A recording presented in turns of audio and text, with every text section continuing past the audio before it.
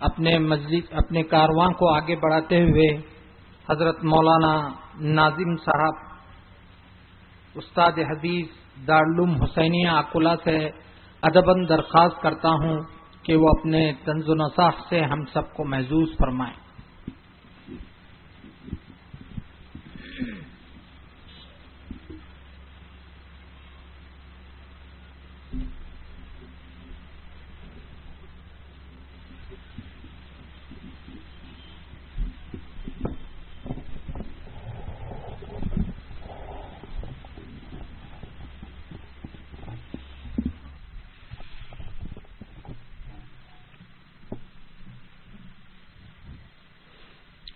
السلام علیکم ورحمۃ اللہ وبرکاتہ۔ بسم اللہ الرحمن الرحیم۔ الحمد للہ رب العالمین۔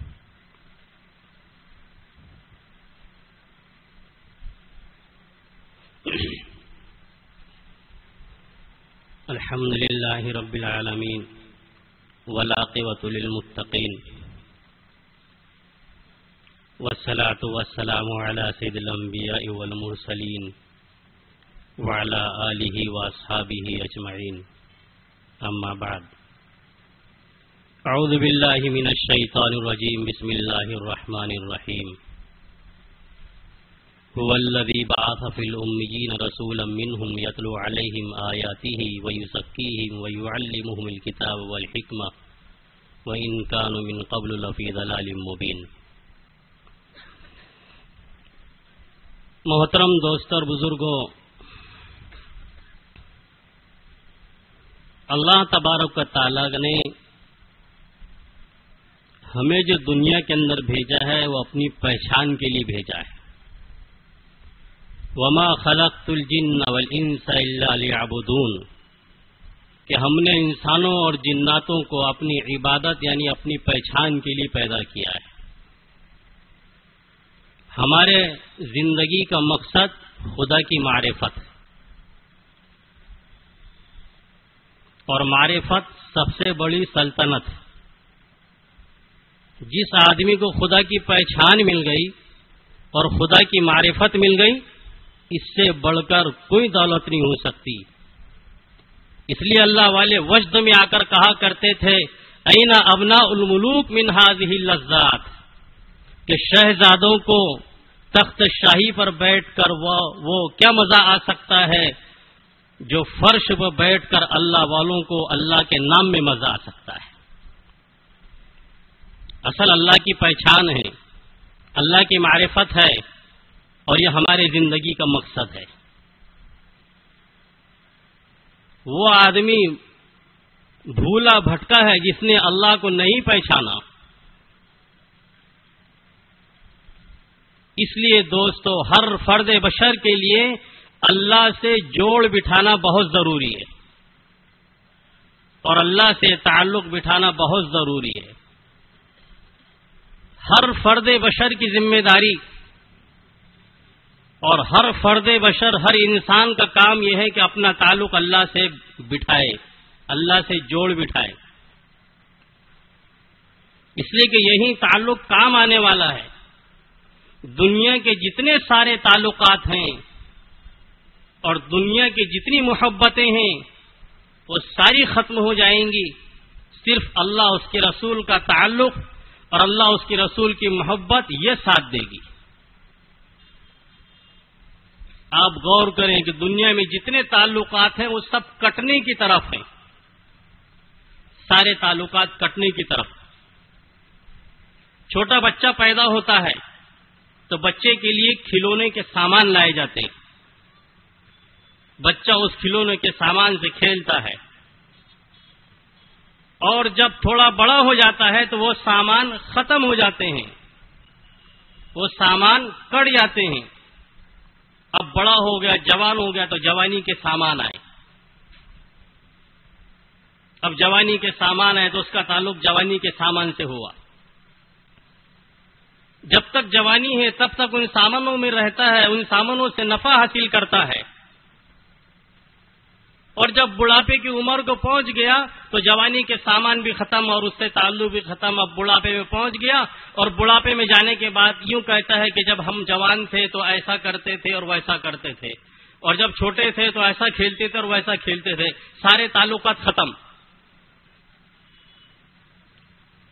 بچہ تھا تو بچے کے سامان اور اس کے تعلقات ختم. جوان ہوا تو جوانی کے سامان ختم. بڑھاپے میں پہنچا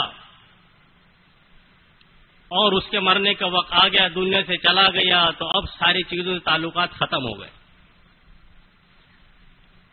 جن لوگوں کا جن کے ساتھ تعلق ہے وہ سارے تعلقات ختم ہونے کی طرف ہے, سب کٹنے کی طرف ہے. صرف اللہ اس کے رسول کا تعلق ایسا ہے جو باقی رہنے والا ہے. صرف اللہ اس کے رسول کا تعلق باقی رہنے والا ہے, اور وہ انسان کو نجات دے سکے گا دنیا کے اندر بھی اور آخرت کے اندر بھی. اس لیے ہم اپنے اس دل میں اللہ کے تعلق کو اور حضور اکرم صلی اللہ علیہ وسلم کے تعلق کو مضبوط بٹھائیں. یہ ہماری زندگی کا مقصد ہے. اللہ کو پہچانیں, اصل اللہ کی پہچان ہے کہ اللہ کی معرفت سب سے بڑی سلطنت. اس سے بڑھ کر کوئی دولت نہیں ہو سکتی اور اس سے بڑھ کر کوئی نعمت نہیں ہو سکتی کہ جس بندے کو اللہ کی پہچان مل گئی, جس بندے کو اللہ کا تعلق مل گیا. جس کو اللہ کا تعلق مل گیا ساری چیزیں اس کو مل جائیں گی. قبیلہ بنو سالم میں حضور اکرم صلی اللہ علیہ وسلم نے جمعے کا سب سے پہلا خطبہ دیا, اور اس خطبے میں ایک جملہ تھا, من اصلح ما بینہ بین اللہ اصلح اللہ بینہ بین خلقہ. جو اپنا اور خدا کا معاملہ صحیح کر لے گا تو پھر اللہ اور اس کے مخلوق کے اللہ اس کے اور مخلوق کے درمیان میں معاملے کو ٹھیک کر دیں گے. اپنا معاملہ اللہ سے ابھی بگڑا ہوا ہے, یہ تعلق کٹا ہوا ہے. پتنگ اڑانے والے بچے کے ہاتھ میں جب تک دھاگا رہتا ہے, تعلق رہتا ہے, تو پتنگ اوپر تیرتی ہے اور ترقی کرتے چلی جاتی ہے. دھاگا کٹ گیا, پتہ نہیں پتنگ کس گڑھے میں اور گار میں جا کر کے پڑے گی. اسی طریقے سے اگر بندے کا تعلق اللہ سے ہے تو بندہ ترقی کرتا رہے گا, اور اگر یہ تعلق کٹ گیا تو پتہ نہیں یہ بندہ کس ضلالت اور گمراہی اور جہالت کے گڑھے میں جا کر کے پڑے گا. تو اصل اللہ کی معرفت ہے. ایک اللہ والے گزرے ہیں با یزید بستامی رحمت اللہ علیہ, وجد میں کبھی آیا کرتے تھے, غلبہ حال میں آیا کرتے تھے, اور ایک مرتبہ ان کی زبان سے نکلا ملک اعظم من ملک اللہ, کہ میرا ملک اللہ کے ملک سے بڑا ہے, میرا ملک اللہ کے ملک سے بڑا ہے. تو جتنے مریدین تھے وہ شیخ کے اس جملے کو سن کر کے حیرت کرنے لگے, تعجب کرنے لگے کہ شیخ تو یہ کہہ رہے ہیں کہ میرا ملک اللہ کے ملک سے بڑا ہے. یہ تو کفر والا جملہ ہے, کفریہ جملہ ہے. لیکن وہ شیخ ہے, کیا کہیں. جب افاقہ ہوا, جب ہوش میں آئے تو مریدوں نے یوں کہا کہ آپ نے وجد میں اور غلبہ حال میں ایک جملہ کہا ملک اعظم من ملک اللہ, کہ میرا ملک اللہ کے ملک سے بڑا ہے. ایک ایسا جملہ کہا جو کفریہ جملہ ہے. بایزید بستامی رحمۃ اللہ علیہ نے یوں کہا, جب اگر ایسی بات تھی تو اس کی سزا مجھے دے دیتے, کلمہ کفر کی سزا مجھے دے دیتے. اگر ایسا جملہ نکلا تو مجھے تم نے سزا دینا. چنانچہ 2-4 دن گزرے. 2-4 دن گزرنے کے بعد پھر ایک وجد طاری ہوا اور ایک کیفیت بدلی, اور ان کی زبان سے نکلا ملک اعظم من ملک اللہ, کہ میرا ملک اللہ کے ملک سے بڑا ہے. تو مریدوں نے کوڑا لیا اور کوڑا لے کر کے ان کو مارنا چاہا, اور اس لیے مار رہے ہیں کہ شیخ کا حکم تھا کہ مجھے مارنا. لیکن ان کے تاریخ میں لکھا ہے کہ جیسا ان کو کوڑا مارا جاتا تھا تو کوڑا ان کو نہیں لگتا تھا, مارنے والوں کے بدن پر الٹا لگتا تھا, واپس مارنے والوں کو لگتا. اور کوڑوں پر کوڑے مارے جا رہے ہیں, مارنے والوں کے بدن زخمی ہو رہے ہیں, مارنے والوں کے بدن زخمی ہو رہے ہیں. پھر تھوڑی دیر کے بعد ہوش آیا, افاقہ ہوا تو دیکھا کہ کوئی زخمی پڑا ہے, کوئی ادھر پڑا ہے, کوئی ادھر پڑا ہے, حال بحال ہے. بایزید بستامی رحمۃ اللہ نے پوچھا کہ بھائی تمہیں کیا ہو گیا, کیوں پریشان ہو, بدن لال ہو چکے ہیں. کہا کہ آپ کے زبان سے ایک جملہ نکلا کہ میرا ملک اللہ کے ملک سے بڑا ہے، یہ کفریہ جملہ تھا، اس سے پہلے بھی نکلا، آپ کا حکم تھا، آپ کے حکم کی وجہ سے ہم نے آپ کو کوڑے لگائے ہیں، لیکن وہ کوڑے آپ کو تو کیا لگتے، واپس ہماری ہی بدن پر ہم کو لگتے۔ ان شیخ نے کہا کہ آخر وہ کون سا جملہ ہے جو کفریہ کلمہ ہے؟ تو انہوں نے کہا کہ آپ کے زبان سے یہ جملہ نکلتا تھا کہ ملک اعظم من ملک اللہ، کہ میرا ملک اللہ کے ملک سے بڑا ہے۔ بایزید بستامی رحمۃ اللہ علیہ نے فرمایا یہ کفر کا کلمہ نہیں ہے بلکہ عین ایمان کا کلمہ ہے۔ آپ نے اس کلمے کو اور اس جملے پر غور نہیں کیا، یہ تو ایمان کا کلمہ، ایمان کا بول ہے۔ اور پھر انہوں نے اس کا مطلب بتایا کہ ایمان کے بول کیسے ہیں۔ تو میں نے یوں کہا کہ میرا ملک اللہ کے ملک سے بڑا ہے، تو پہلے یہ دیکھو کہ اللہ کا ملک کیا ہے۔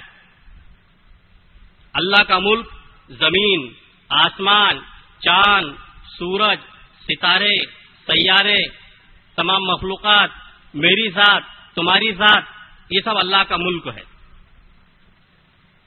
اور میرا ملک کیا ہے کہ میرا ملک اللہ کی ذات ہے، کہ میں اللہ کی ذات میں غور کرتا ہوں، اللہ کی ذات میں چلتا ہوں اور اس کی معرفت کو حاصل کرنے کی کوشش کرتا ہوں، تو میرا ملک اللہ کی ذات۔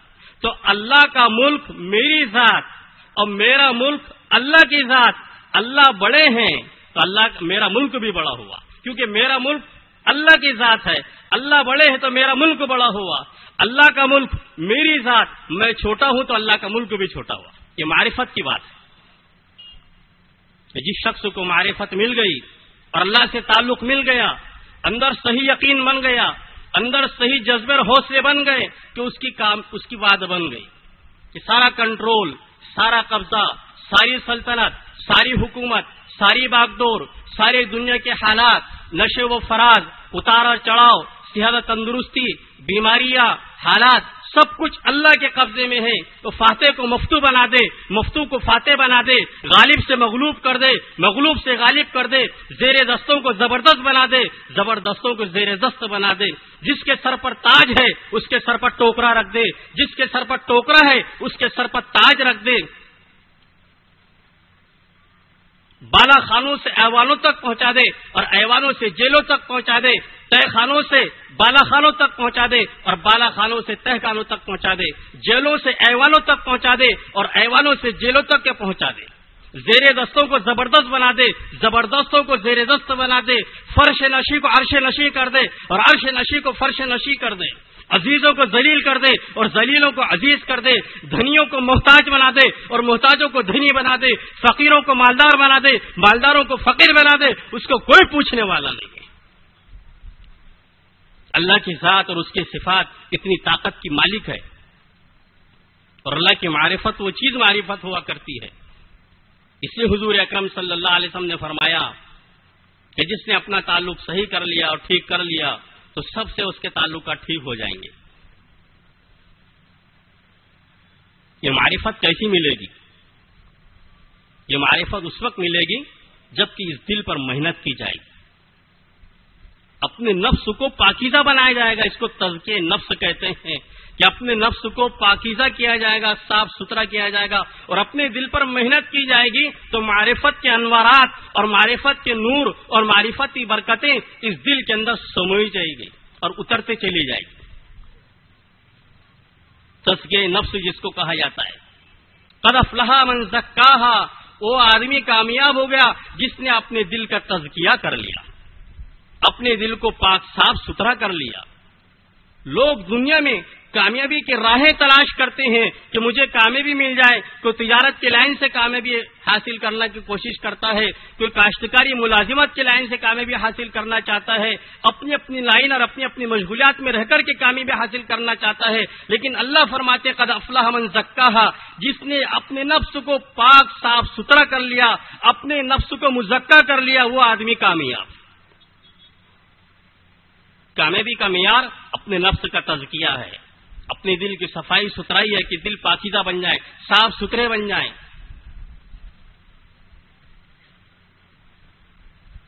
لا ينفع مال ولا بنون الا من اتى الله بقلب سلیم، کہ آخرت کے اندر نہ مال فائدہ دے گا اور نہ بیٹے فائدہ دے دیں گے مگر وہ جو آدمی قلب سلیم لے کر کے آئے، صاف ستھرا دل لے کر کے آئے، پاکیزہ دل لے کر کے آ جائے تو وہ انسان کو فائدہ دے گا۔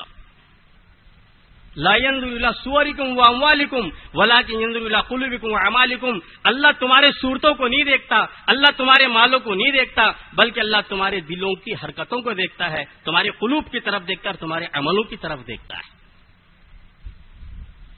کہ ہمارے دل میں کیا چیز بسی ہوئی ہے، ہمارے دل میں کس کی محبت ہے، کس کی معرفت ہے، ہماری زندگی کے اندر کیا اعمال ہے، اللہ پاک اس کو دیکھتے ہیں، اللہ پاک اس کو دیکھتے ہیں۔ تزکیہ نفس، وہ آدمی کامیاب ہو جاتا ہے جس نے اپنے نفس کا تزکیہ کر لیا اور اللہ سے اپنا جوڑ بٹھا دیا۔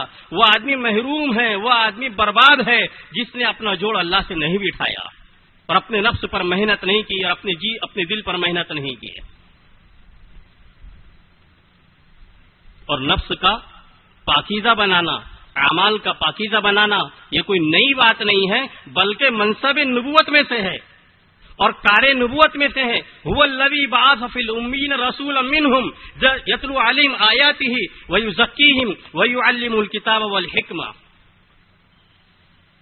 حضور اکرم صلی اللہ علیہ وسلم جس مقصد کے لیے دنیا کے اندر بھیجے گئے تھے وہ چند مقاصد قرآن پاک کے اندر بیان کیے گئے ہیں کہ قرآن پاک کی تلاوت کرنا، قرآن پاک کی تعلیم دینا، لوگوں کو حکمت اور دعوت کی باتیں بتانا اور لوگوں کے نفس کا تزکیہ کرنا، یہ کار نبوت ہے۔ یہ جو کام اس آیت کے اندر بیان کیے گئے ہیں کہ قرآن پاک کی تلاوت کرنا، قرآن پاک کی تعلیم دینا، لوگوں کی حکمت اور دعوت اور نصیحت کی باتیں بتانا اور لوگوں کے نفس کا تزکیہ کرنا، تو تزکیہ نفس یہ کار نبوت میں سے ہے، منصب نبوت میں سے ہے، منصب نبوت میں سے۔ جس طریقے سے دعوت دینا، لوگوں کو اللہ کی طرف بلانا منصب نبوت میں سے ہے، قرآن پاک کی تعلیم دینا منصب نبوت میں سے ہے، قرآن پاک کی تلاوت کرنا منصب نبوت میں سے ہے، قرآن شریف کے اندر بیان کیا گیا ہے۔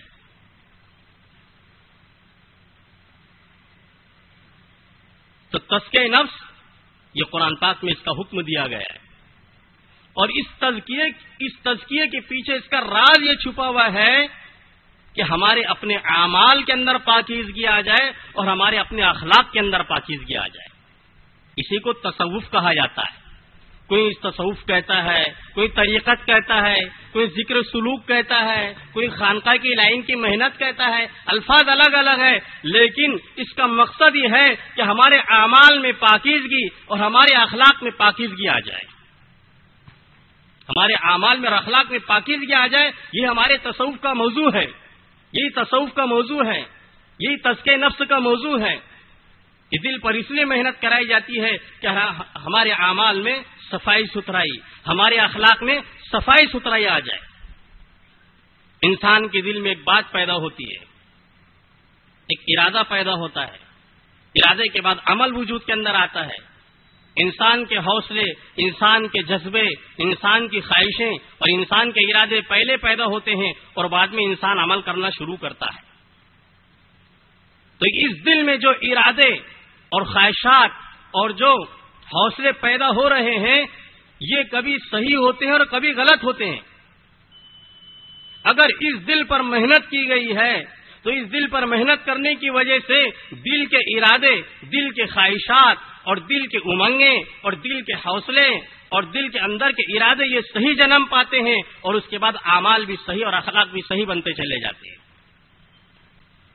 تزکیہ نفس کے ذریعے سے محنت کرائی جاتی ہے کہ اس محنت کے ذریعے سے اور تزکیہ نفس کے ذریعے سے اندر کے جذبات، اندر کے خواہشات اور اندر کی امنگیں صحیح بن جائے تاکہ نکلنے والے اس کے اعمال یہ بھی صحیح ہوں، اس کے اخلاق یہ بھی صحیح ہوں۔ حضور اکرم صلی اللہ علیہ وسلم کے زمانے کے اندر یہ سارے کام بیک وقت چلا کرتے تھے، دور نبوی میں سارے کام بیک وقت چلا کرتے تھے، دور صحابہ میں کام بیک وقت چلا کرتے تھے، لیکن جب حالات میں گراوٹیں آئی، طبیعتوں میں اضمحلال آنا شروع ہوا تو اللہ کا ایک نظام ہے، اللہ تعالیٰ کا ایک نظام ہے کہ کچھ لوگوں کا کام کرنے کا جو مشغلہ بنا وہ تعلیم اور تعلم بن گیا، سیکھنا سکھانا، پڑھنا پڑھانا، تصنیف تالیف، لکھنا پڑھنا، یہ بن گیا، اس لائن سے وہ عمل کرتے رہے، اس کو کہتے ہیں ظاہری اعمال۔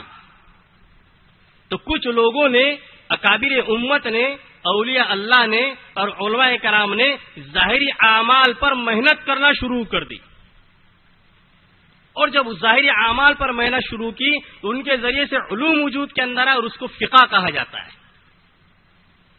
کچھ لوگوں کے دل پر یہ غلبہ تھا کہ جس طریقے سے ظاہری اعمال ضروری ہے، نماز، روزہ، زکوٰۃ، حج، یہ ضروری ہے اور اس کے احکام بیان کرنا ضروری ہے، تو کچھ علماء نے اپنی زندگی اس میں لگا دی۔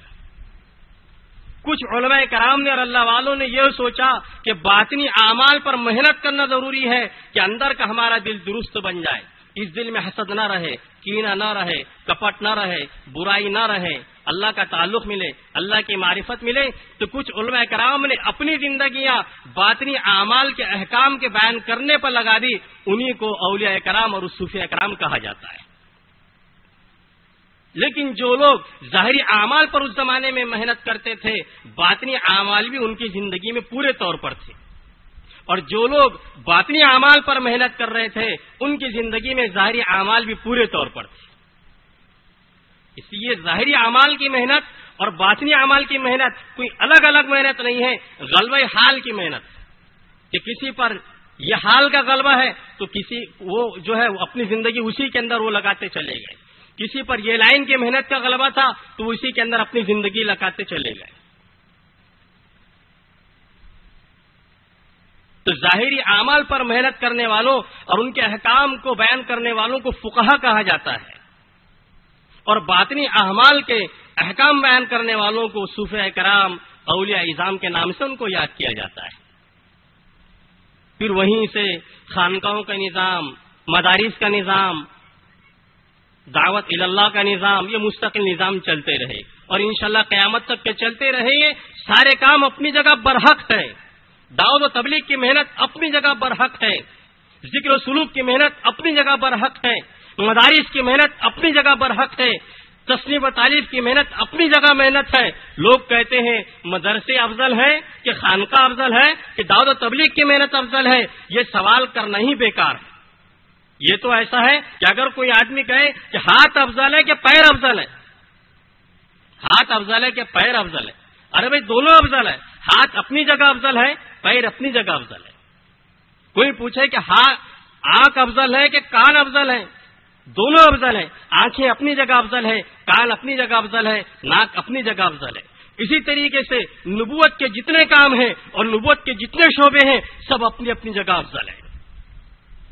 دعوت و تبلیغ کی محنت اپنی جگہ افضل ہے، ذکر سلوک کی محنت اپنی جگہ افضل ہے، تصنیف و تالیف کی محنت اپنی جگہ افضل ہے، مدارس کی محنت اپنی جگہ افضل ہے۔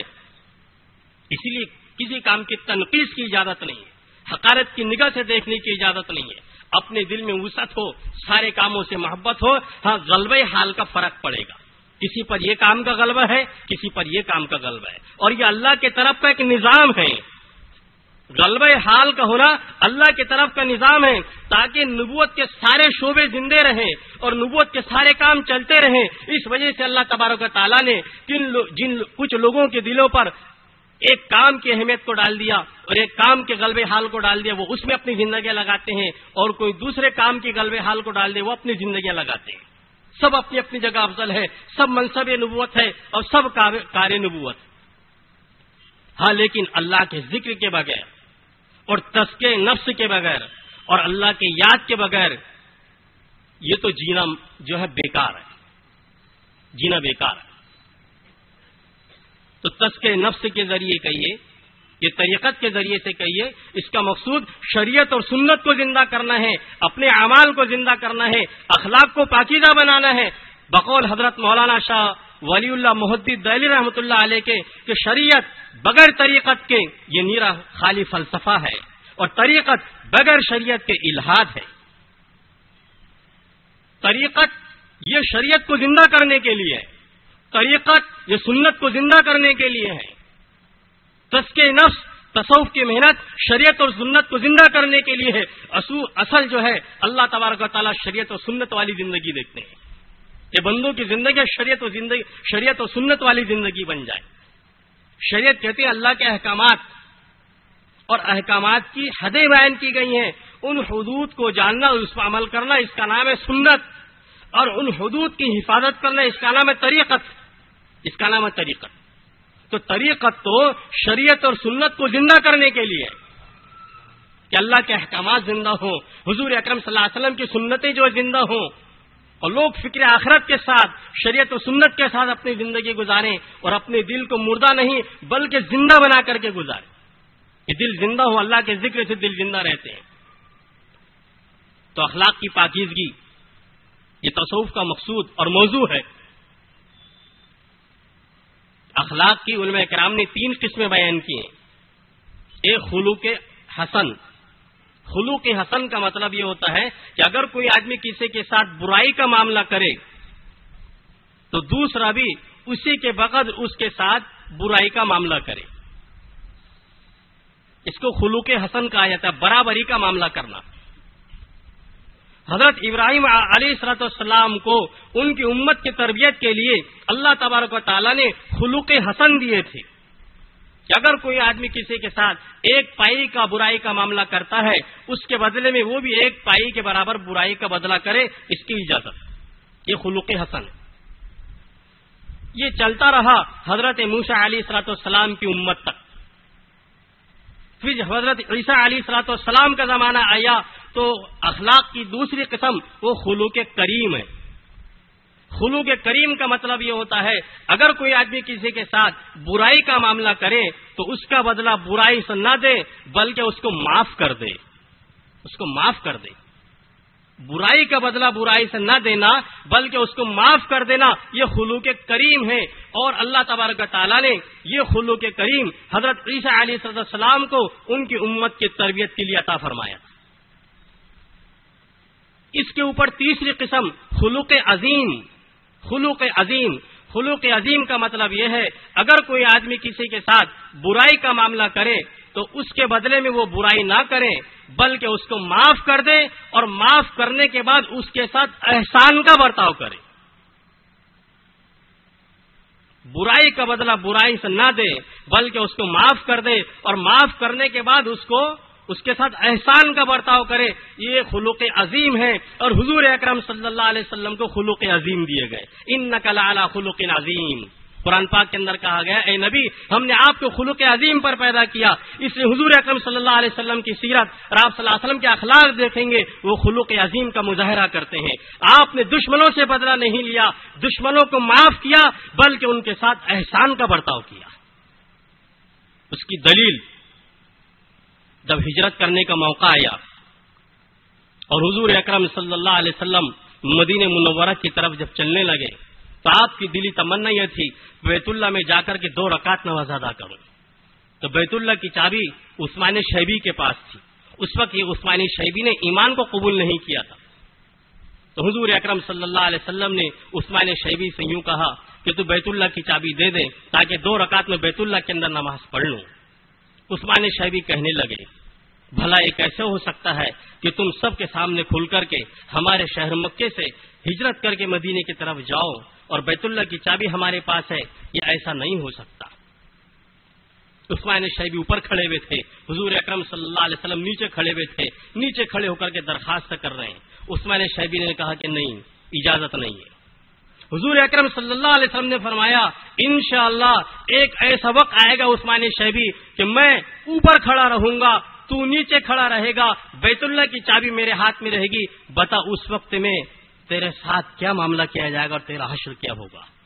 عثمان شیبی کہنے لگے بھلا ایسا بھی ہو سکتا ہے کہ ابھی تو تمہارے کھانے پینے کے لالے پڑے ہیں، رہنے سہنے کے لالے پڑے ہیں، اور بیت اللہ کی چابی تمہارے پاس آ جائے؟ ایسا بھی ہو سکتا ہے. لیکن آپ نے فرمایا کہ انشاءاللہ ایک ایسا وقت آئے گا میں اوپر کھڑا رہوں گا، تو نیچے کھڑا رہے گا، بیت اللہ کی چابی میرے پاس رہے گی. چنانچہ آپ صلی اللہ علیہ وسلم ہجرت فرما کر چلے گئے. 8 سال مدینہ منورہ کے اندر رہے. 8 سال گزرنے کے بعد جب مکہ مکرمہ فتح ہوا اور فاتحانہ انداز سے حضور اکرم صلی اللہ علیہ وسلم مکہ مکرمہ کے اندر داخل ہوئے، بیت اللہ کی چابی آپ کے ہاتھ کے اندر آئی. مکہ مکرمہ فتح ہوا، بیت اللہ کی چابی آپ کے ہاتھ کے اندر آئی. آپ نے فرمایا کہ بلاؤ وہ عثمان کو، بلاؤ وہ عثمان کو. وہ عثمان شیبی آئے. حضور اکرم صلی اللہ علیہ وسلم اوپر کھڑے ہوئے تھے، عثمان شیبی نیچے کھڑے ہوئے تھے. آپ نے فرمایا کہ عثمان، میں نے 8 سال پہلے تم سے کہا تھا کہ انشاءاللہ ایک وقت آئے گا کہ بیت اللہ کی چابی میرے پاس رہے گی، میں اوپر رہوں گا اور تم نیچے رہو گے. اب بتاؤ اللہ تعالیٰ نے وہ حالات پیدا کر دیے تو اب تمہارے ساتھ کیا معاملہ کرنا چاہیے. عثمان شیبی کے ہاتھ پاؤں ڈھیلے ہو گئے اور کہنے لگے، اخون کریم نبی کریم، آپ تو بڑے کریم آدمی ہیں، آپ تو بڑے سخی آدمی ہیں، آپ تو بڑے معاف کرنے والے ہیں، آپ تو اخلاق کا برتاؤ کرنے والے ہیں، آپ تو بڑے دل کے آدمی ہیں، آپ تو معاف کرنے والے ہیں. حضور اکرم صلی اللہ علیہ وسلم نے عثمان شیبی کو یوں فرمایا، لو یہ بیت اللہ کی چابی ہم تمہارے حوالے کرتے ہیں اور نسلاً بعد نسلاً یہ چابی قیامت تک تمہارے خاندان میں چلتی رہے گی. عثمان شیبی نے حضور اکرم صلی اللہ علیہ وسلم کے ساتھ برائی کا معاملہ کیا، آپ نے عثمان شیبی کو معاف کیا، بدلہ نہیں لیا، اور ساتھ میں احسان کا برتاؤ یہ کیا کہ چابی حوالے کی کہ قیامت تک تمہارے خاندان میں چابی رہے گی. یہ چابی کا دینا احسان کا کرنا ہے. یہی خلق عظیم ہے، یہی خلق عظیم ہے. انک لعلی خلق عظیم، کہ دشمنوں کے ساتھ بھلائی کا معاملہ کرنا، اس سے بڑھ کر احسان کا معاملہ کرنا، کہ حضور اکرم صلی اللہ علیہ وسلم کو خلق عظیم پر پیدا کیا گیا. تصوف کا موضوع خلق عظیم کا پیدا کرنا ہے. تزکیہ نفس کا موضوع، خانقاہوں کی محنت کا موضوع، یہ اخلاق خلق عظیم کو بنانا ہے، اور اندر جو حوصلے جذبے ارادے پیدا ہوتے ہیں ان کے اندر صفائی ستھرائی کا لانا ہے کہ ہمارے اخلاق درست بن جائے، ہمارے اعمال درست بن جائے. یہ تزکیہ نفس اور اخلاق کی درستگی کیسی ہوگی؟ اس کے لیے حضرت امام غزالی رحمۃ اللہ علیہ نے بہت لمبی چوڑی تفصیل اپنی کتابوں کے اندر بیان کی ہے، جس کا خلاصہ یہ ہے، ایک راستہ اپنے اصلاح کا یہ ہے کہ کسی کی صحبت میں رہ کر کے اپنے نفس کی اصلاح کی جائے. حضرت امام غزالی رحمۃ اللہ علیہ فرماتے ہیں کہ کسی شخص کی صحبت میں رہ کر، اللہ والے کی صحبت میں رہ کر کے اپنے نفس کی اصلاح کی جائے. چنانچہ حضرات صحابہ کرام نے حضور اکرم صلی اللہ علیہ وسلم کی صحبت میں رہ کر کے اپنے نفس کی اصلاح کی، اپنے اخلاق کی اصلاح کی اور اپنے اعمال کے اندر پاکیزگی کو لائی. صحبت کا ایک اثر ہوتا ہے، صحبت میں، فیض صحبت میں ایک تاثیر ہوتی ہے، اندر کی دل کی دنیا بدل جاتی ہے. صحبت میں اثر، حضور اکرم صلی اللہ علیہ وسلم کے صحبت میں حضرات صحابہ کرام رہے، ان کی دل کی دنیا بدل گئی، ان کے حالات بدل گئے، ان کے اخلاق بدل گئے. صحبت کا اثر ہوتا ہے. ایک ولی گزرے ہیں حضرت خواجہ باقی باللہ رحمۃ اللہ علیہ، دلی کے اندر ان کا مزار ہے. حضرت خواجہ باقی باللہ رحمۃ اللہ علیہ. صحبت کا اثر ہوتا ہے. تو ایک مرتبہ حضرت خواجہ باقی باللہ رحمۃ اللہ علیہ کے گھر میں کچھ مہمان آ گئے. تو اللہ والے کھانے پینے کا کہاں زیادہ انتظام گھروں میں ہوتا، تو پریشان ہو گئے. اتنے مہمان آ گئے تو کھانے کھلانے کا کوئی انتظام نہیں. کبھی گھر سے باہر نکلتے، باہر سے کبھی اندر جاتے. پریشان ہو گئے کہ مہمانوں کو کیا کھلائے پلائے، ان کا کیا اکرام کرے. تو ان کا ایک مرید تھا، ایک بھٹیارا، جو ہوٹل چلاتا تھا. بھٹیارا ہوٹل چلاتا تھا. تو اس بھٹیارے نے محسوس کیا کہ یہ خواجہ باقی باللہ رحمۃ اللہ علیہ ہمارے شیخ یہ پریشان ہو رہے ہیں مہمانوں کے کھانے پلانے کے انتظام کے سلسلے میں. تو فوراً بھاگتا دوڑتا گیا اور کھانے کا انتظام کیا اور کھانا بنا کر کے تازہ ترین حضرت شیخ خواجہ باقی باللہ رحمۃ اللہ علیہ کی خدمت میں لا کر کے پیش کیا کہ حضرت لیجیے خدمت میں ہدیہ میری طرف سے. حضرت خواجہ صاحب باقی باللہ رحمۃ اللہ علیہ بہت خوش ہو گئے. مہمانوں کو کھانا کھلایا، مہمانوں نے کھانا کھایا اور مہمان چلے گئے. حضرت خواجہ باقی باللہ رحمۃ اللہ علیہ جوش میں آئے، خوشی کے مارے اپنے اس بھٹیارے سے کہا، مانگ، آج تو کیا مانگتا ہے؟ آج تو نے میرے دل کو بہت خوش کر دیا، مانگ کیا مانگتا ہے؟ تو بھٹیارا کہنے لگا، میرا دل کا ارادہ ہے کہ میں آپ جیسا بن جاؤں، میں چاہتا ہوں کہ آپ کے جیسا بن جاؤں. خواجہ باقی باللہ رحمۃ اللہ علیہ کہنے لگے، بھائی ہر ایک کی صلاحیت الگ الگ ہوتی ہے، ہر ایک کی استعداد الگ الگ ہوتی ہے. کوئی چھوٹا آدمی ایک دم بڑا بننے کی جو ہے تمنا کرنے لگے تو اتنی استعداد بھی ہونا چاہیے، صلاحیت بھی ہونا چاہیے. خواجہ صاحب نے کہا کہ کوئی دوسری تمنا کر، جنت کا مطالبہ کر، جنت کی نعمتیں، اللہ کی رضا، آخرت کی کامیابی. اس بھٹیارے نے کہا کہ نہیں، اب تو میں نے یہ کہہ دیا کہ آپ مجھ کو اپنے جیسا بنا دو. خواجہ صاحب نے کہا کہ نہیں، پھر اور سوچ. اس بھٹیارے نے کہا کہ نہیں، آپ تو میرے جیسا، آپ اپنے جیسا بنا دو. تو چنانچہ حضرت خواجہ باقی بلّہ رحمۃ اللہ علیہ نے بسم اللہ کہہ کر کے اس کا ہاتھ پکڑا اور پکڑ کر کے اپنے کوٹری میں اور اپنے کمرے میں لے گیا اور اس کو بٹھایا اور بٹھا کر کے اپنی توجہ اس کی طرف ڈالنا شروع کی. اپنی توجہ، اپنے تصرفات اس کی طرف ڈالنا شروع کیے.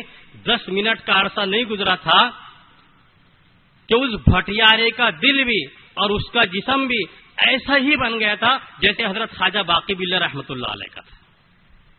صورت شکل بھی ویسی بن گئی، صورت شکل بھی ویسی بن گئی.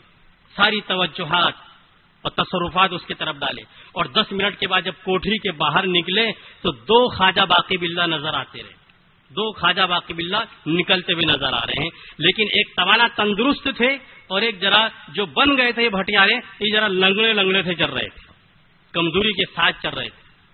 لوگوں نے سمجھا کہ یہ جو اصلی ہے یہ تو ہمارے شیخ یہی ہیں جو توانا تندرست ہیں، اور یہ چل کر کے آ رہے ہیں تھوڑے لنگڑے پن سے. یہ دوسرے ہیں جو بھٹیارے ہیں، جو ان کی صورت اس طریقے سے بن گئی ہے. 2-4 دن کا عرصہ نہیں گزرا تھا کہ اس بھٹیارے کا انتقال ہو گیا. اس بھٹیارے کا انتقال ہو گیا. برداشت نہیں کر سکا. ہر ایک کے برداشت کرنے کی طاقت اور قوت الگ ہوتی ہے. بتانا یہ ہے حضرت خواجہ باقی بلّہ رحمۃ اللہ علیہ کی صحبت کے 10 منٹ کا اثر یہ ہے کہ ایک باقی بلّہ کے بجائے 2 باقی بلّہ بن سکتے ہیں. تو حضور اکرم صلی اللہ علیہ وسلم کی صحبت کا کیا اثر ہوگا؟ حضور اکرم صلی اللہ علیہ وسلم کی صحبت کا کیا اثر ہوا؟ اس لیے حضور اکرم صلی اللہ علیہ وسلم کی صحبت میں صحابہ کرام نے کی زندگی میں جو انقلاب پیدا ہوا، دنیا میں آنے والی قوم ایسا کوئی انقلاب پیدا نہیں کر سکتی. اس لیے کہ سارے دنیا کے قطب ولی اقدام، قطب ولی اور جو قطب اقدام مل کر کے ایک صحابی کی برابری نہیں کر سکتے. حضور اکرم صلی اللہ علیہ وسلم کی صحبت کی برکت تھی کہ کوئی صدیق بنا اور کوئی فاروق بنا، کوئی ذوالنورین بنا، کوئی علی مرتضیٰ بنا. یہ آپ کی صحبت کی برکت تھی. اور جن لوگوں نے آپ صلی اللہ علیہ وسلم کی صحبت سے فائدہ نہیں اٹھایا وہ ابو جہل بنا، کوئی ابو لہب بنا، کوئی اسود انسی بنا، کوئی مسلح کذاب بنا. آپ صلی اللہ علیہ وسلم کی صحبت کا اثر یہ تھا کہ دلوں کی دنیا بدل جایا کرتی تھی. صحبت کا اثر ہوتا ہے. اور حضور اکرم صلی اللہ علیہ وسلم سے معجزات ظاہر ہوئے ہیں. سارے معجزات ایک طرف، اور آپ کی صحبت میں رہ کر کے جو طبقہ تیار ہوا ہے حضرات صحابہ کرام کا، اور جو صحبت میں رہ کر کے جو رنگ لایا ہے، ہر صحابی مستقل معجزہ ہے. یہ معجزے الگ، ہر صحابی مستقل معجزہ ہے. آپ صلی اللہ علیہ وسلم کے معجزات دنیا کی چیزوں میں ظاہر ہوئی، زمین میں، آسمان میں، چاند سورج ستاروں میں، دریاؤں میں، پہاڑوں میں. ایک مرتبہ قضاء حاجت کے لیے حضور اکرم صلی اللہ علیہ وسلم تشریف لے جا رہے ہیں. کھلا میدان ہے، آڑ کے لیے کوئی انتظام نہیں تھا کہ بیٹھ کر کے استنجا کر سکیں. 1 میل دور فاصلے کے اوپر ایک درخت تھا. ادھر 1 میل فاصلے پر دوسرا درخت تھا. حضور اکرم صلی اللہ علیہ وسلم نے ہاتھ کا اشارہ کیا اس درخت کی طرف. وہ درخت زمین چیرتا پھاڑتا ہوا حضور اکرم صلی اللہ علیہ وسلم کے پاس آ گیا. ہاتھ کا اشارہ ادھر درخت پر کیا، زمین چیرتا پھاڑتا ہوا وہ درخت حضور اکرم صلی اللہ علیہ وسلم کے پاس آ گیا. دونوں درخت قریب ہو گئے، حضور کے سامنے جھک گئے، آڑ بنا لی، اور آپ صلی اللہ علیہ وسلم نے اطمینان سے استنجا کیا اور اپنی ضرورت سے فارغ ہوئے.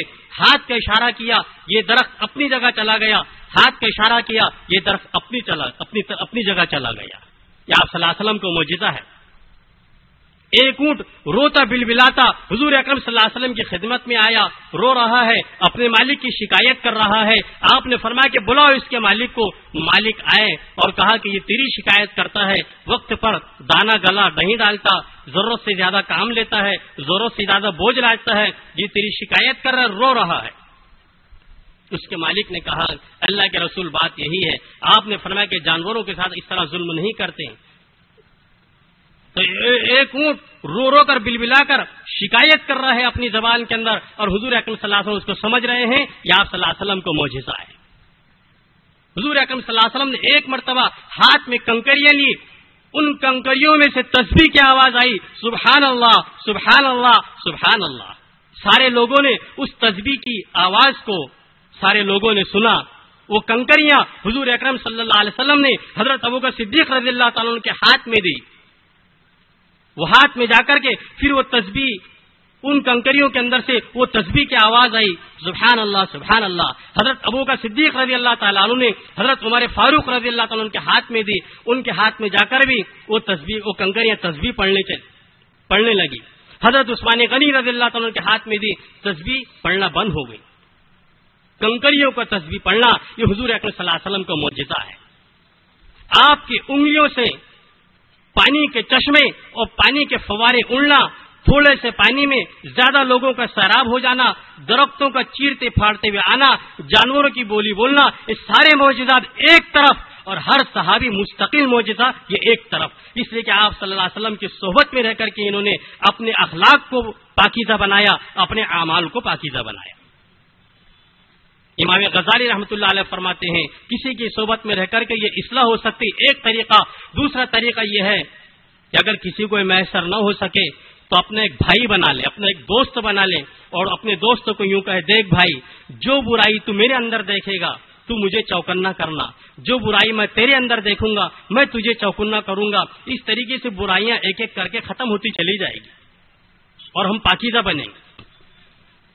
اس کے ذریعے سے بھی اصلاح ہو سکتی ہے، اور یہ بھی حدیث سے ثابت ہے۔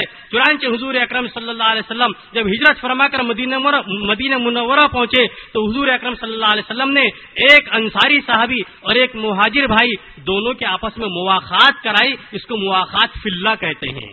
مواخات کا معاملہ کرانا یہی ہے کہ آپ صلی اللہ علیہ وسلم نے مواخات کا معاملہ کیا، جوڑ بٹھائی ایک انصاری صحابی اور ایک مہاجر صحابی۔ ظاہر کے اعتبار سے بھی ساتھ دیتے تھے اور اعمال کے پاکیزگی کے اعتبار سے بھی ساتھ دیتے تھے، اس کو مواخات فی اللہ کہا جاتا تھا۔ صحابہ کی جوڑ بیٹھ گئی۔ حضرت علی رضی اللہ تعالیٰ باقی رہ گئے تھے، حضرت علی رضی اللہ تعالیٰ باقی رہ گئے تھے۔ کوئی انصاری صحابی میں سے ایسا نہیں تھا کہ حضرت علی کے ساتھ ان کی جوڑ بٹھائی جا سکے۔ تو حضرت علی رضی اللہ تعالیٰ ذرا افسردہ ہوئے، ناراض ہوئے، رنجیدہ ہوئے۔ آپ صلی اللہ علیہ وسلم نے حضرت علی کی رنجیدگی کو اور ان کے ناراضگی کو محسوس کیا۔ آپ نے حضرت علی سے فرمایا، یا علی انا اخوک فی اللہ، اے علی میں تیرا دینی بھائی ہوں۔ حضرت علی خوش ہو گئے، حضرت علی خوش ہو گئے۔ مواخات فی اللہ، مواخات فی اللہ۔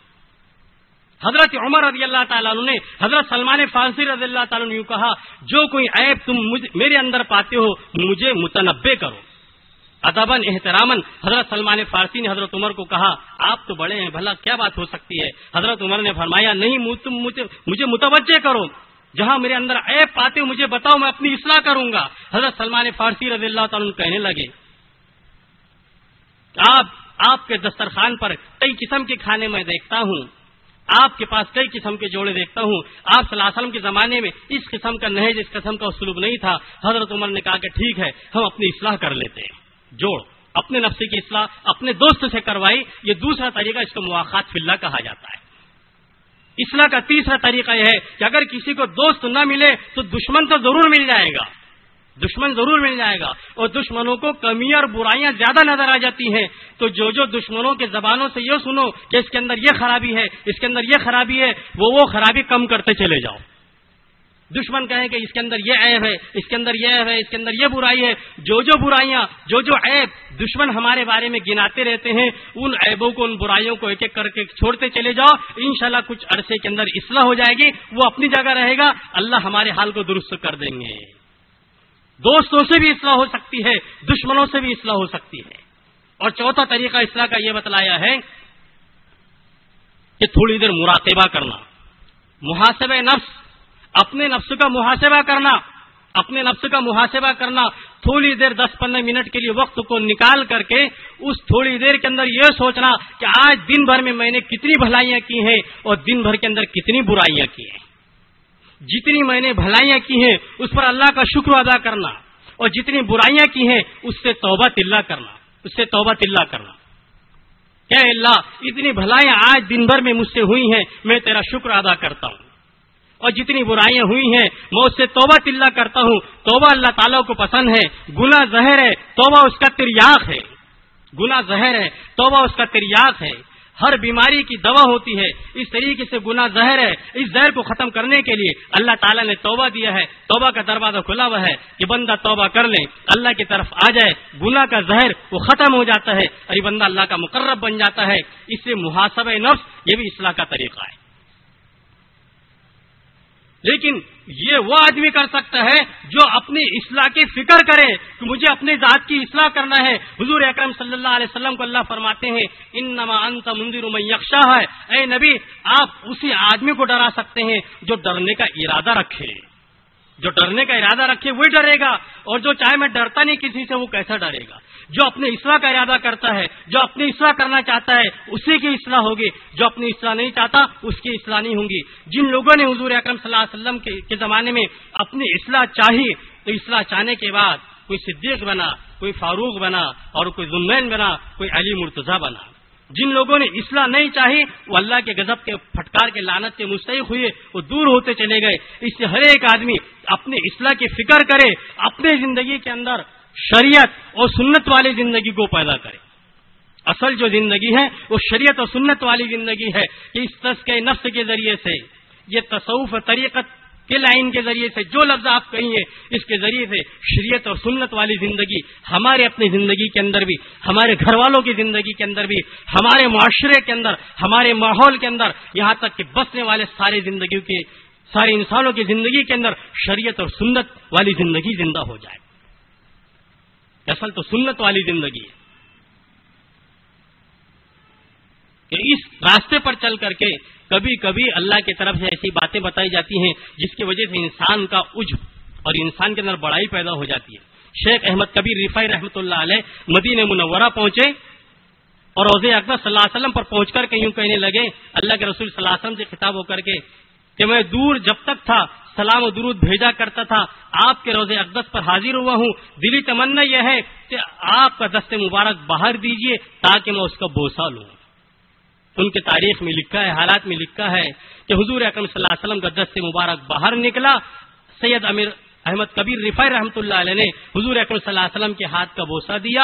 ہزاروں لوگوں نے بوسہ دیکھتے ہوئے دیکھا, اور ان دیکھنے والوں میں حضرت شاہ عبد القادر جیلانی رحمۃ اللہ علیہ بھی تھے. وہ ہاتھ چلا گیا, لیکن اپنے نفس کی اصلاح تھی تو یوں کہا اس واقعے کے بعد کہ نیچے لیٹ گئے, دروازے کے باہر آئے اور لوگوں کو یوں کہا کہ میری گردن پر اور میرے بدن پر سے ہو کر کے چلو, میری گردن کو رونتے ہوئے چلو تاکہ میرے دل پر ٹھیس پہنچے کہ جو بات تم نے دیکھی ہے میرا اپنا دل اس کو بڑا نہ سمجھے کہ تو بہت بڑا بن گیا, میرے نفس کی اصلاح ہو جائے کہ تو بڑا نہیں ہے. اصل حضور اکرم صلی اللہ علیہ وسلم کی سنت ہے, کرامت اصل نہیں ہوتی, حضور اکرم صلی اللہ علیہ وسلم کی سنت اصل ہوتی ہے. کرامت اصل نہیں ہوتی, آپ صلی اللہ علیہ وسلم کی سنت اصل ہوتی ہے. کرامت سے دھوکہ بھی ہو سکتا ہے. رائے پور سہارنپور کے قریب میں ایک بستی ہے, ایک اللہ والے رہتے تھے شاہ عبد الرحیم رائے پوری رحمۃ اللہ علیہ. ان کے شیخ تھے حضرت مولانا رشید احمد گنگوئی رحمۃ اللہ علیہ, جو گنگو کے اندر رہتے تھے. تو حضرت مولانا رشید احمد گنگوئی رحمۃ اللہ علیہ نے اپنے شاگرد شاہ عبد الرحیم رائے پور رحمۃ اللہ علیہ کو ایک مرتبہ طلب کیا, بہت دن ہو گئے ملاقات کے لیے, آپ یہاں پر آئیے. تو حضرت رائے پور رحمۃ اللہ علیہ نے اپنے ساتھ ایک طالب علم کو لیا, اور وہاں پر ایک دریا ہے, آج بھی دریا ہے. وہ دریا کے کنارے پہنچے, پیدل سفر تھا, تو دریا کے اندر طغیانی آئی ہوئی تھی, جا نہیں سکتے تھے, چھوٹے چھوٹے ڈونگے رہتے تھے, کشتیاں رہتی تھی, اس کا بھی نظم نہیں تھا, لیکن جلدی جانا تھا, شیخ کی خدمت میں پہنچنا تھا, حضرت مولانا رشید احمد گنگوئی رحمۃ اللہ علیہ کی خدمت میں.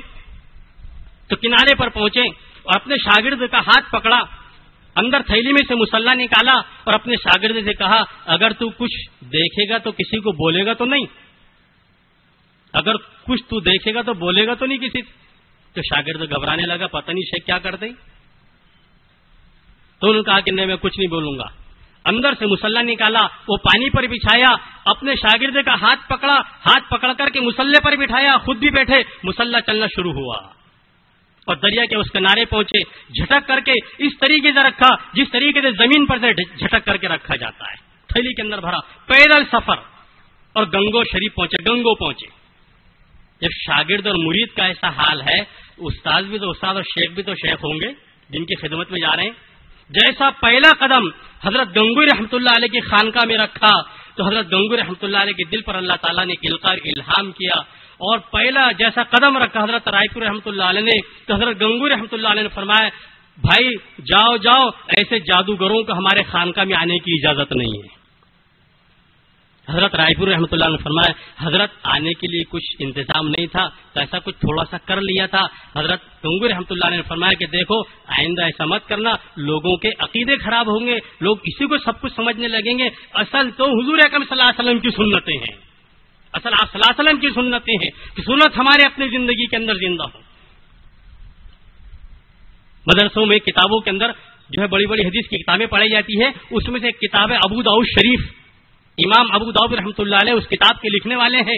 ایک مرتبہ کشتی سے سفر کر رہے تھے، بہت بڑی کشتی تھی دور، تو کنارے پر ایک آدمی کو چھینک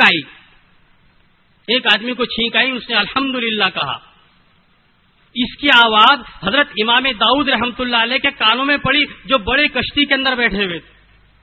تو سنت طریقہ یہ ہے کہ اگر کسی کو چھینک آئے تو اس کا جواب الحمدللہ کے ذریعے سے دینا چاہیے، یہ سنت ہے آپ صلی اللہ علیہ وسلم کی۔ چھینک پر الحمدللہ کہنا سنت ہے، اور جواب یرحمک اللہ کے ذریعے سے دینا یہ سنت۔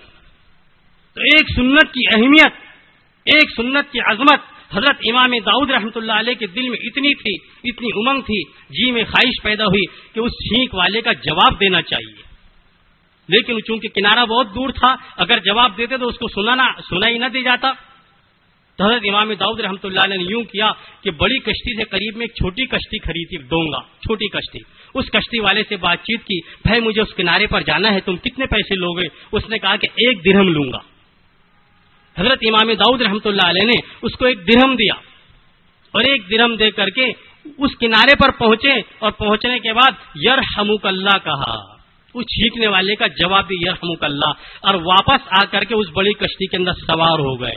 کشتی چلنا شروع ہو گئی، کشتی کے اندر جتنے سارے لوگ بیٹھے ہوئے تھے ان کے اوپر ایک غنودگی سی طاری ہو گئی، ایک معمولی سی نیند طاری ہوئی، اور ایک غیبی آواز آئی، یا للسفینہ ان ابا داؤد اشتری الجنۃ بدرہم، اے کشتی والو سنو، آج تو ابو داؤد نے 1 درہم کے بدلے میں جنت کو خرید لیا ہے، آج تو ابو داؤد نے 1 درہم کے بدلے میں جنت کو خرید لیا ہے۔ سنتوں کے ذریعے سے جنت خریدی جائے گی، سنتوں کے ذریعے سے اللہ کی رضا حاصل ہوگی، بدعات اور خرافات کے ذریعے سے نہیں ہوگی، اپنے من ماری زندگی گزارنے کے ذریعے سے نہیں ہوگی، بلکہ دل پر ٹھیس لگانا ہوگا، دل پر چوٹ لگانی ہوگی۔ اللہ نے جو مجھے زندگی دی ہے، اللہ نے مجھے جو نعمتیں دی ہیں، زندگی برباد کرنے کے لیے نہیں دی ہے، بلکہ سب کچھ آخرت بنانے کے لیے دی ہے، اپنے دل پر محنت کرنے کے لیے دی ہے، اللہ کی یاد کو پیدا کرنے کے لیے دی ہے۔ اللہ کی یاد پیدا ہو، اللہ کی معرفت ملے۔ شیخ محی الدین ابن العربی رحمۃ اللہ علیہ فرماتے ہیں اگر کوئی آدمی مسجد میں داخل ہوتے وقت میں پہلے سیدھا قدم رکھے اور نکلتے وقت میں بائیں قدم نکالے، یہ اتنی بڑی سنت ہے کہ سینکڑوں مرتبہ ہوا میں اڑنا اس کے مقابلے میں کچھ بھی نہیں ہے۔ اگر کوئی آدمی سینکڑوں مرتبہ ہوا میں اڑتا ہے اور ایک آدمی صرف ایک سنت کو زندہ کرتا ہے، تو سنت کو زندہ کرنے والا ہزاروں سینکڑوں مرتبہ ہوا میں اڑنے والے کے مقابلے میں یہ ہوا میں اڑنے والا کوئی حیثیت نہیں رکھتا۔ ان سے پوچھا گیا اس کی کیا وجہ، فرمایا ہوا میں اڑنا کوئی کمال کی بات نہیں ہے، ہوا میں اڑنا کوئی کمال کی بات نہیں ہے، ہواؤں میں پرندے بھی اڑتے ہیں، ہواؤں میں مکھیاں اور مچھر بھی اڑتے ہیں، کوئی کمال کی بات نہیں ہے۔ اور ہوا میں اڑنے کے ذریعے سے اللہ کی نزدیکی نہیں ملتی، بلکہ حضور اکرم صلی اللہ علیہ وسلم کی سنت پر چلنے کے ذریعے سے اللہ کی نزدیکی ملتی ہے، اللہ کی قربت، اللہ کی معرفت، اللہ کی پہچان وہ حضور اکرم صلی اللہ علیہ وسلم کی سنتوں کے ذریعے سے ملے گی۔ اس لیے دوست بزرگوں، اللہ نے جو زندگی دی ہے یہ اس لیے زندگی دی ہے تاکہ ہماری زندگی شریعت اور سنت کے مطابق گزرے، اور اس کو حاصل کرنے کے لیے جو طریقہ کار ہو سکتا ہے، اپنے نفس کی اصلاح کرنا، اللہ والوں کی خدمت میں پہنچنا، ان کی فیض صحبت میں رہ کر کے اپنی اصلاح کرنا، ان کی خدمت میں پہنچنا، اپنی ضرورت سمجھ کر کے اس کے اندر اپنی سعادت سمجھے۔ دعا ہے کہ اللہ تبارک و تعالی جو کچھ ہم نے ابھی سنا ہے اور کہا ہے، اللہ تبارک و تعالی ہم سب کو اس کی برکتوں سے مال و مال فرمائے، ہم سب کی اصلاح فرمائے، ذخیرہ آخرت بنائے اور ہمارا خاتمہ بر ایمان فرمائے۔ اللہ تعالی ہم سب کو عمل کی توفیق عطا فرمائے۔ اب مجمع سے گزارش ہے کہ مغرب کا وقت ہو چکا ہے، اپنی ضرورت وغیرہ سے فارغ ہو جائیں، صفوں میں آ کر کے بیٹھ جائیں، اپنے تسبیحات اور اپنے معمولات میں لگ جائیں۔ سبحان اللہ و بحمدہ۔